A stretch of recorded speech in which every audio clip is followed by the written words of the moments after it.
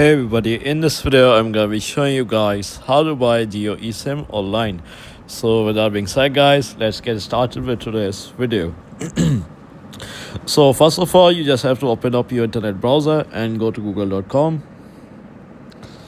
like this, and now you just want to search for Jio website here on Google, and then just click on the first link. And now I'm just gonna wait for it to load,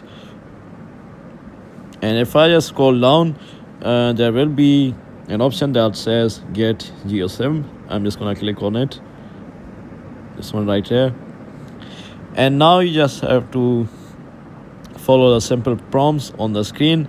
Just click on get it now and just follow the simple prompts on the screen, and this is how you get a Jio eSIM online. So if you found this video to be helpful guys, then thanks for watching, and I'll see you in the next video very soon. Peace.